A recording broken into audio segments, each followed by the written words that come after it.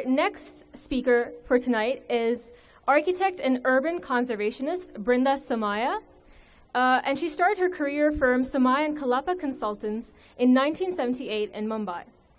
Over 3 decades, she has merged architecture, conservation, and social equity in projects ranging from institutional campuses and rehabilitation of an earthquake-torn village. Ms. Brinda Somaya, may you please come on stage and share your thoughts with us. I do believe that an inclusive practice that spans India's diverse population, be it economic or cultural, provides us architects with great satisfaction, but also a great responsibility. After all, in dreams begin responsibility. I believe the motivation for inclusion and diversity should come not only from the desire to create a just society, but also because it leads to better and more powerful creative processes and solutions. So I've chosen some projects from villages, towns, and cities that my practice has done just to reflect that and connect in some way that I feel connected with. 2 little village projects I'm showing you. This was just outside Mumbai.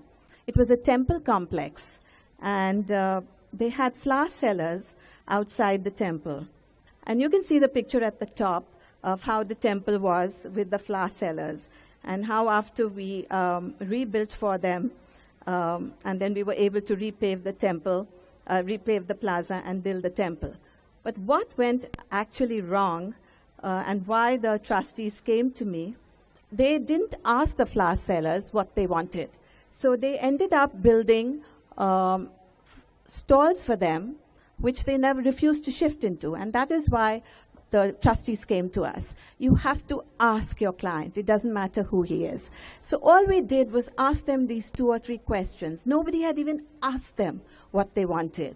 And after we asked them, we rebuilt it. We built it where they wanted it. They all shifted in, and without any problem. And we were able to redo the plaza.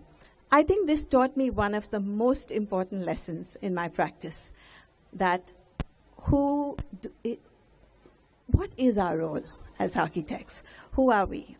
Are we just building buildings for ourselves or for one client? Or are we building it for the people who are going to use those spaces? Are we going to raise their spirits? Are we going to ask them the right questions?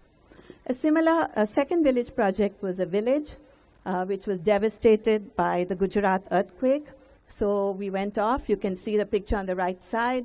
That was the map of India in the school. The left picture, it was totally devastated. We went around the village. And what we found most important was the government, as they had done in Latur as well, never bothered to ask anybody in the villages that were devastated what they wanted. So we did surveys. There was a lot of depression. So we didn't want to build for them. So we made another deal. We said, we will give you all the cement, whatever's required, or the sand. We'll use the rubble from the village. We'll use the old doors and windows. But you guys have to go back and build your village yourself. But we will pay you for the labor that you entail. And they rebuilt the village. We also made it seismic proof, of course. Now we come to the town. I've chosen 2 projects in the town. One is the Nalanda School. It's almost 200,000 square feet of total non-air-conditioned space, except for the principal's room, because the principal almost felt embarrassed that his room didn't have an air conditioner. And there were carrot fields over there. And we used many, many different ways. We treaded the land lightly. We used many different ways to make sure that we did not need air conditioning. We did double walls, we had courtyards, we had jalis, we planted a lot of trees, we used natural materials. And it's been many years again after it's been completed. We're in close touch with the school. And you can see the breakout spaces, the respect for the trees that the children have developed over the years. And the other town project is a hotel, which we did in Kumbhalgarh in Rajasthan. It's perhaps the most beautiful fort in India I don't know, many of you must have been over there. And we found that the walls over there were just without mortar. They were the local stone and without mortar. So when we went, we found there were 2 or 3 old buildings which were there. We decided not to break them down. All the walls we built, we used the same method with the local stones, low rise, bright colors for Rajasthan. So I'd like to end by saying, so where is our next train stop? As our country hurtles along with its many Indias within it, I wonder how easy or difficult the road ahead will be. I hope that when history books look back at the first few decades of the 21st century, they will find the growth of our cities took place responding to the needs of a people and the traditions of India. Thank you. If I could now please request His Excellency Alphonsus Soilinga to kindly deliver the vote of thanks. Since it is a very Indian tradition to have a vote of thanks, I will do it partly in Hindi. And I will, because I want to tell a secret to the Indian architects. So the secret is in Hindi. आज मेरे लिए बहुत खुशी और आदर की बात है कि मैं आप सब शिल्पकारों के बीच में हूँ. शायद इसलिए भी क्योंकि जब मैं जवान था, शिल्पकारी मेरी पहली पढ़ाई थी. इसलिए मेरा विचार है कि शिल्पकार बहुत सुंदर इमारत बना सकते हैं, लेकिन वे भी राजदूत भी बन सकते हैं. I would like to say that indeed it is for us an honor to host this event. I would like to thank for tonight Raj Rawal, our guest of honor, and also Brinda Somaya for the very enlightening, clear statements. They are not presentations but statements that they made. Also Ole, thank you very much for your vision on architecture. And I would like to repeat what we have as an embassy have as a message to Indian architects and to the Indian world, to Indian